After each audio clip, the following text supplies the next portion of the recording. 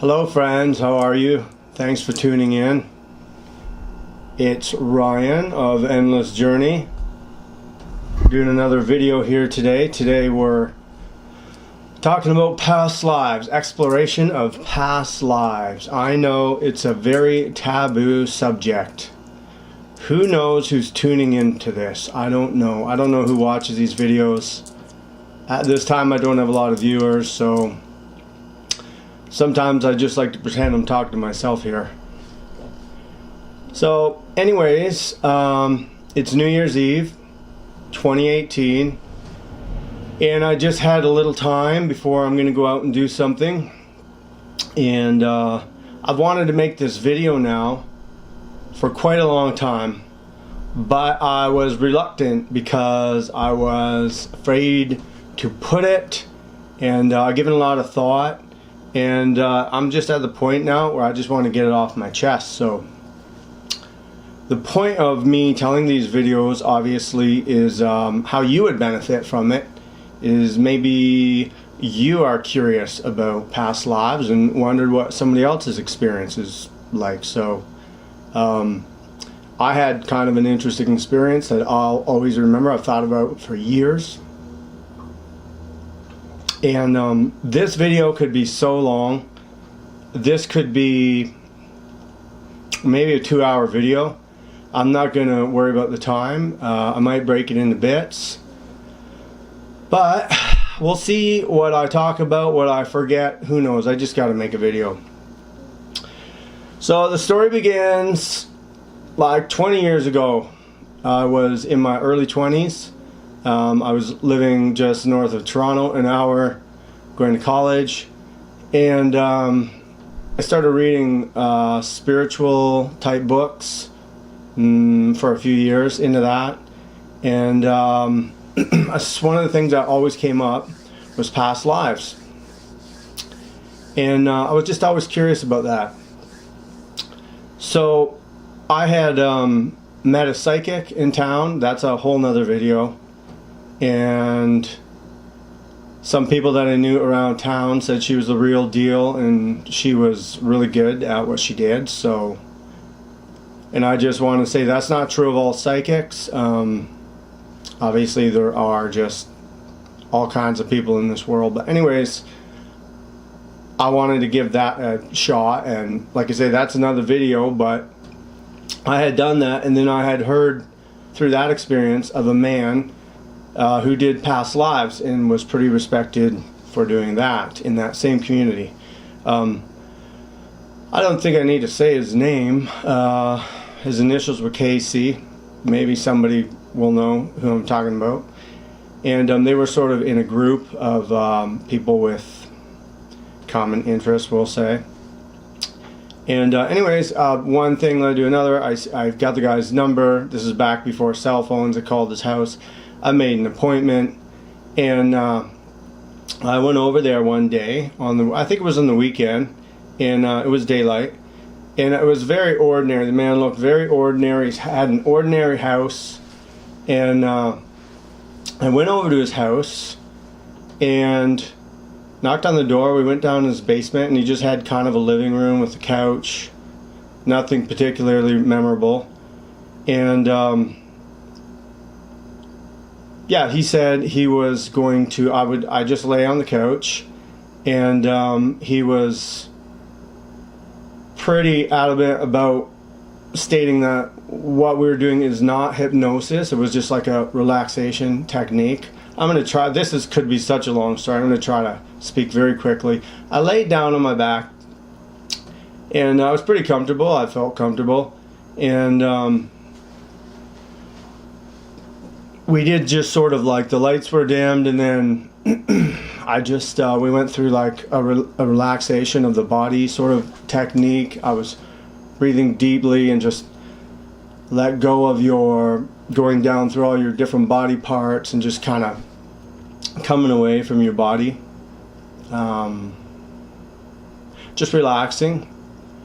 And then I kind of came to a point where I was pretty calm.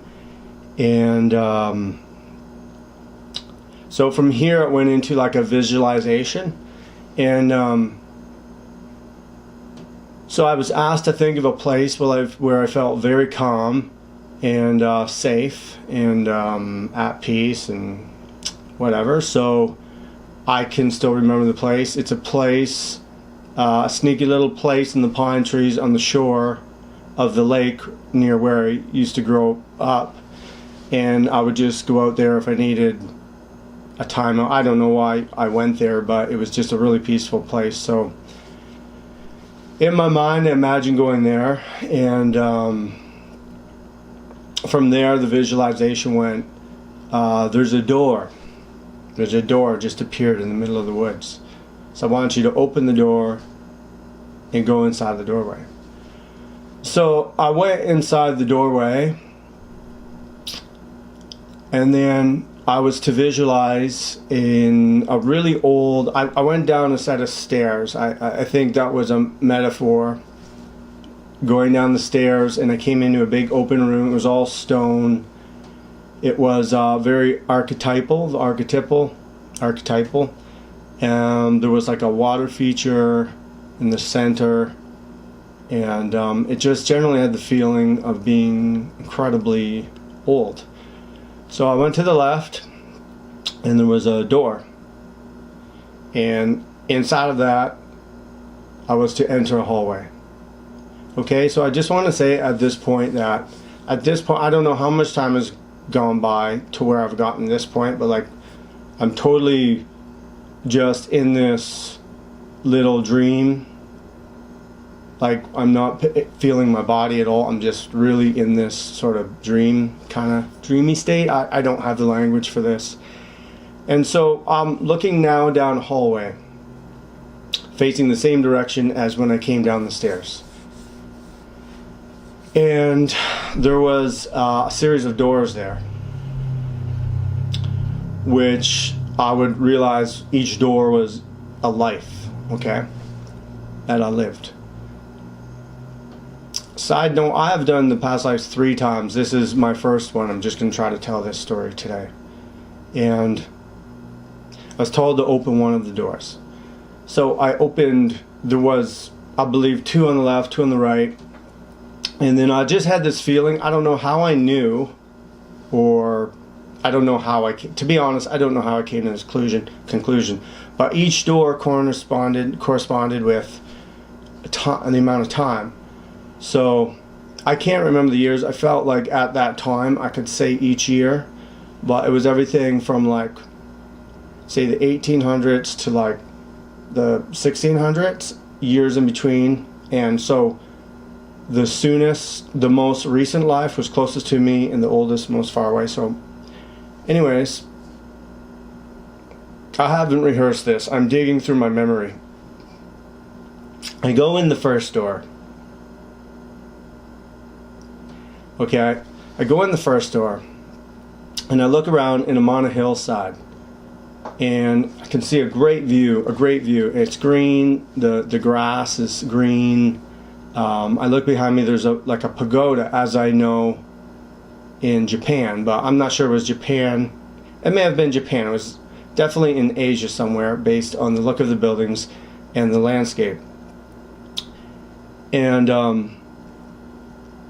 these children ran up to me, little children, and they were hugging my legs. And then I just felt like this really warm feeling of love, and just very happy that these kids were around. And it was then that I realized I was a woman.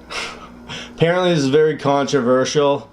I've heard that people don't like to imagine that they have been different sexes throughout different lifetimes.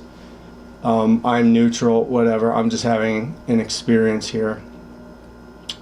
So anyways, the guide, the man, I'm not even like, I'm supposed to be telling him what I see, but somehow, and like this occurs to me as I continue to do this event or whatever, is he somehow kind of picking up on things that I'm not saying, which is kind of weird too. But anyways, he says, why don't you look down? Look at yourself.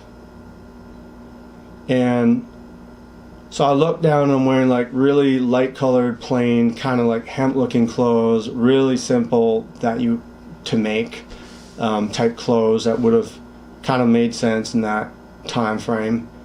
And yeah, I'm a woman, and like I can feel my body and what it's like to be in this woman's body. And I mean, this is like starting to get really a lot of physical sensations.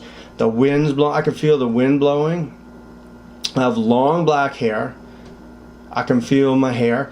But what was interesting, I could actually feel the wind blowing like on my nipples. Like, anyways, what was really interesting was how different this body felt than the body I am in now. I'm a 5'8" man that does physical labor. I just have a certain way my body always feels.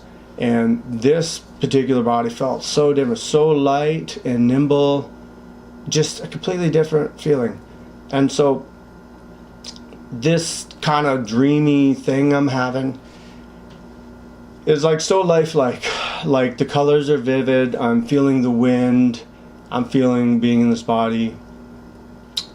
And it's kind of like a lucid dream. I don't know if anybody's had a lucid dream. I had one before, and it's where you're like awake in the dream and just everything seems so real. Anyways, I'm gonna leave that at that. I later realized for every life, there's a little theme that reoccurred in my life now. I don't know if I have time to talk about that now. But I'm going to go on. So I leave the room. There was nothing that was like, I felt like that was what I needed to see there. And I've forgotten now the order in which I've seen them all. But I'll go to, I think this is actually the third one, but I want to tell it second. So I'm on the right now. I go down the hall. I'm going to the right. So I open the door. And I go in the room, and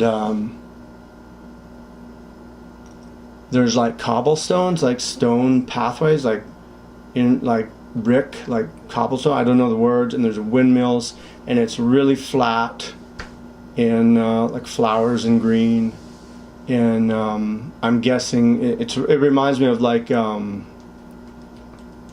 Netherlands, Holland. So I think it's something like that. And now I am a woman again for the second time. And I'm like this kind of boyish, really small woman. I'm not sure if I had red hair and freckles. Anyways, that I can't say for sure. It's been so long. But anyways, as soon as I come in the dream, or the room, or the life, or whatever, this man comes around from this windmill feature thing. Like there's no story in this dream. Just all of a sudden I go in and boom, this super large giant man comes around the corner, and like in my mind, in my body, everything, I'm just like, ugh, oh man, like I just feel suddenly absolutely terrible. Like I just want to puke, and just feel like every cell of my body just feels disgusting. And without like visualizing a whole story, somehow I just knew that this man had raped me.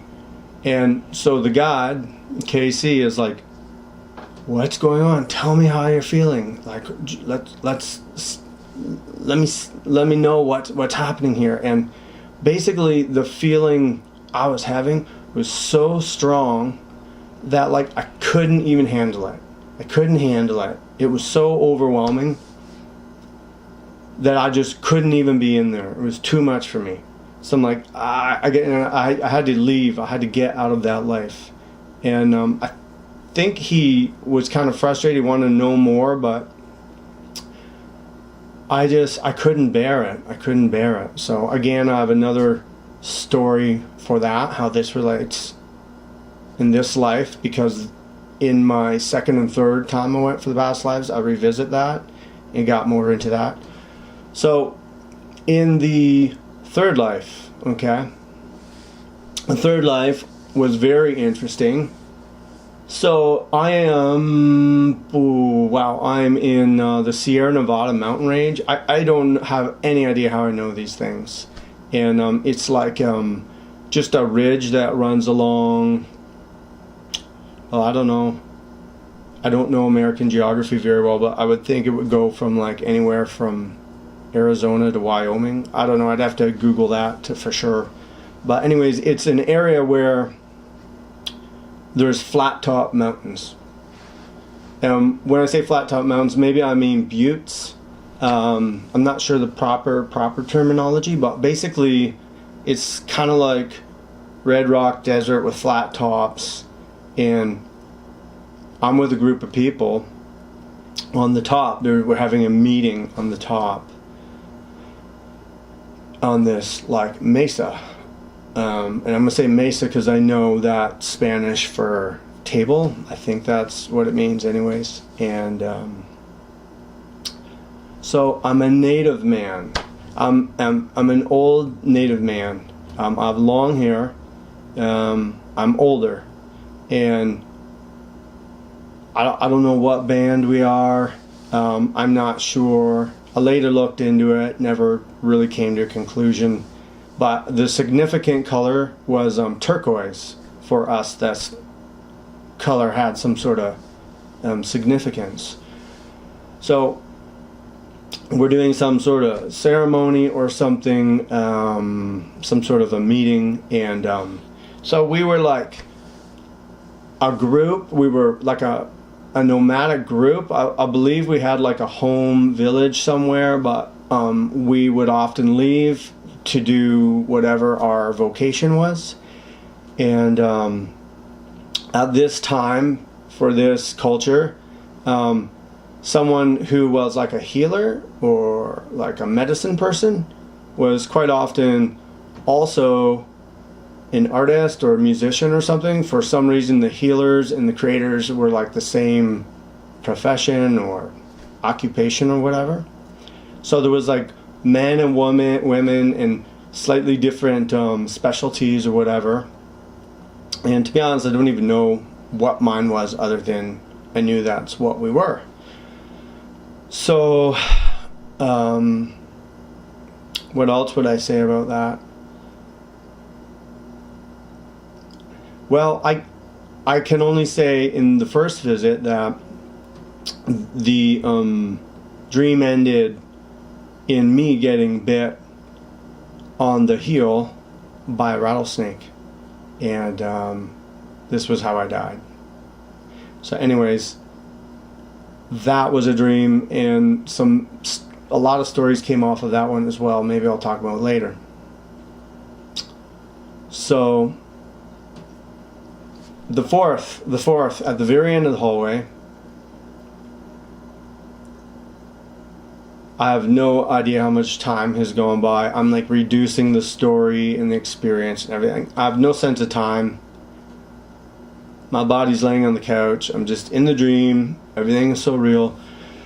I go on the last one, and I'm on a battlefield, and it's in a forest, and I'm in a war. And this is in like what would now be England, the United Kingdom, like Northern Europe. I don't know, basically what would now kind of be in the general area of England, and I'm not sure, it could be anywhere from Ireland to Scotland, but not as far as like Scandinavia. And you can see that in the landscape, the types of trees and the terrain and whatever. And I am this great big man, and we are fighting with swords and armor. And this is the dream that is the furthest back in time for me. So it's like the morning, and it's like kind of cold and wet, but there's so many men at war that there's like steam coming off of everything. And again, you can like have smells and feel the air going in your nostrils and moving around, whatever. And so I'm this great big man, and we're turning around and chopping at people, and I mean, I don't want to get too graphic, but like killing people. And so I'm a member of an army. I don't know the terminology for that. It's like the strongest army in this region. It's like the King's Soldiers or something, as if we were going around and overtaking all the smaller nations around us. And like, I'm a warrior, man. Like, I know what I'm doing, and I'm just beating every man that crossed my path here. And so, like, anyways, it gets really, I felt like it was really graphic and violent and almost kind of morbid, to be honest. So I don't want to like elaborate on that too much. I don't know, maybe it's not appropriate. So from that scene, it goes to a different part of that same life. And so I'm walking into the village at that time, and I'm still a soldier, but I'm not at war. I'm like out on my time off or whatever. And I'm walking with my wife through the forest. And she's a good-looking woman, an attractive woman, and I'm happy because I'm with my wife. And we're going to the village. Now, the village was basically like a giant stone wall, like quite large, and there was like an opening in the front center that you would walk through. It was just kind of like what I would call like a market nowadays, and there was just like vendors like selling food and like music, and people like jugglers and just kind of entertainment. And this was kind of like what we would do for fun. And then the last memorable thing about that dream was there was a really small, creepy man there, and he had a really bizarre face, and like he was just something wrong with his genetics, and his teeth were just, he was just very unpleasant to look at, and it was staring at me, and I was very unsettled by the look of this man's face and why he was staring at me. And I did not know what the significance was, or in that dream I didn't know who he was or what he was doing or what his story was. So that's the short version of those 4 lives that I went back to. Not sure what I've forgotten, or hopefully I told all those kind of clearly. So I came back to like kind of conscious, normal reality, and kind of moving around and coming back to the real world or whatever. And my first question was, why these lives? So the assumption on past lives is that you live many lives. Like, how long has the earth existed? How long have humans inhabited it? I mean, it could have been you could have been an animal, yada yada yada. Why did I just see these 4 lives? And the man said that these are 4 relevant lives to your life now. So obviously I didn't really know what that meant in the moment, but it was such a bizarre, interesting, profound experience that I couldn't help but think about it for years after. And in fact, I was so intrigued that I think, I don't know how long, a couple weeks, a month or 2, I called the same number and tried to get him, and it was a one-time deal, wasn't interested in helping me again. So I was left at that. And, you know, it's kind of hard to find these people. So, you know, life got busy, one thing led to another. I never checked in again. So, years later, probably 20 years later, I revisit that. This video is already 25 minutes, so I'll maybe make another video maybe about that. So there you have it. That's my experience. It was an interesting experience. Like I say, I don't know who watches these videos, if they're just pure skeptics, people who are neutral but curious, people who know it to be true. I try to be like just kind of in the middle. Like I'll be honest, I'm genuinely really curious about all these metaphysical things, but I try not to. I'm trying not to make too many assumptions or get overly invested in that it is true. So a lot of the time I wonder if I just made the whole thing up and it was my vivid imagination or not. I don't know. Maybe it is a real thing. I mean, I've definitely spent a lot of time on either side of the fence.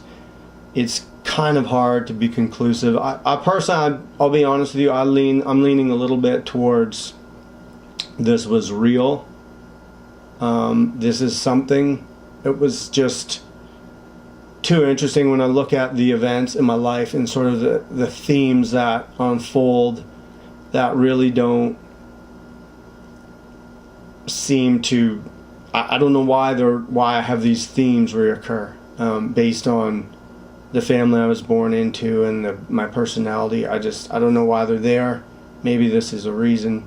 But again, I try to be a reasonable thinker, so maybe I did make it all up, and I'm not attached to any outcome.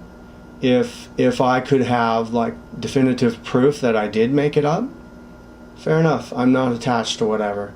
So I'm sharing this story for those of you who are thinking of doing your own sort of little journey. And I mean, worst case scenario, it won't harm you. So if you want to, I mean, you just got to find somebody that you think is the real deal and you trust. So I'm gonna ruminate on this video, watch it back myself, and maybe I would like to tell you what happens in the further exploration and then how those lives relate to my current life. And that's when it gets really interesting. Okay guys, so thanks for watching. This is nearly a half-hour video. Wow, felt like 5 minutes. Endless journey. Ryan, Happy New Year. It's New Year's Eve 2019. I am going to share way more of this type of stuff, okay? So love and peace. Thanks for watching. Adios.